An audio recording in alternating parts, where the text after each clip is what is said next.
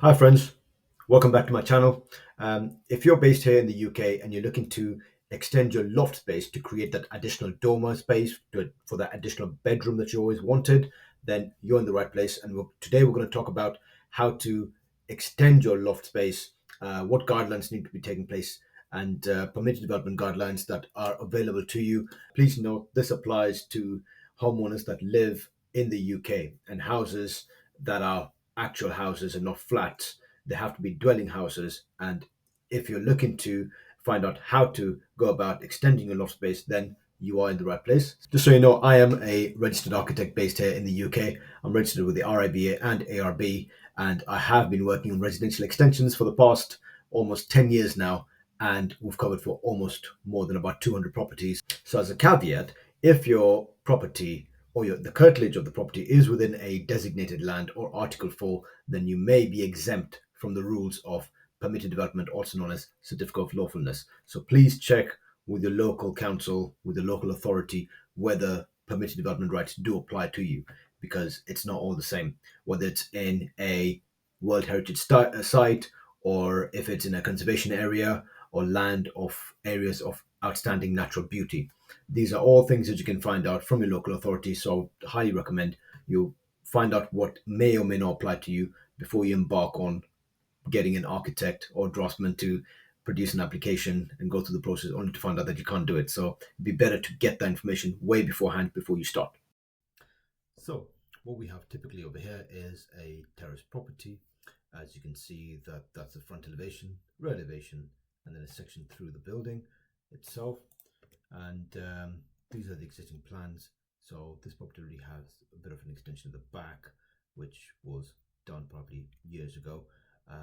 But what we have here is a set of staircases that go onto the first floor itself, bedroom to the front, bedroom to the back, and then a small bedroom to the front, which is also a nursery or study, and a shared bathroom.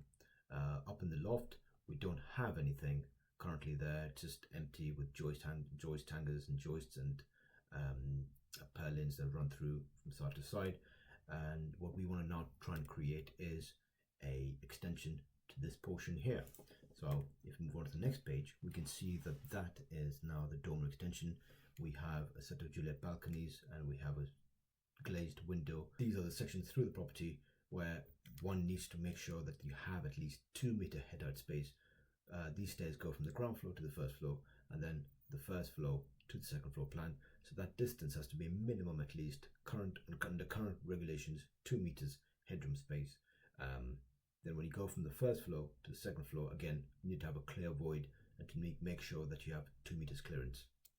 Now, if we move on to the proposed loft itself, we can see here that staircase go up from this first floor level onto the second floor, and we now have a large bedroom space across here where we can say we have a landing space and then a doorway that accesses this bedroom, which is a double bed space itself. Roof lights located to the front with an eave storage cupboard and a Juliet balcony at the back with an ensuite just above the current bathroom on the first floor, making plumbing a lot more easier. And then this is potentially how you would go about calculating your volume. Now, how we go about with this is you get the length, width, and the height of the proposed dormer, and then divide it by a half, because that essentially is a cube. But because you've got the pitch level, you need to divide it by a half itself, and you get these volumetric calculations. Now, in the UK, if you have a terraced property under current permitted development guidelines, which are subject to change sometime this year, from what we know, currently what we can build is 40 cubic meters for a terrace property and 50 cubic meters for a semi-detached property. I do cover also the semi-detached property, which is a separate video, and you can click on the link that pops up in the banner right now, and that will take you to how you can go about building an extension under a semi-detached property. So there we have it. We know now that that's how a loft in the UK is created for a terrace property, and your allowance is up to 40 cubic meters. And from what it was before to what it could look like, which is a Juliet balcony and a window which harbors the bedroom space.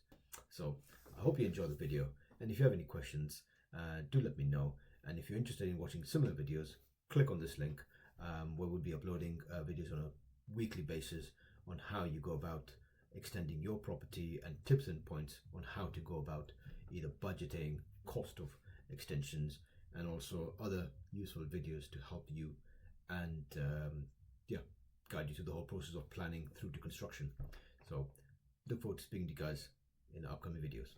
Take care. Bye.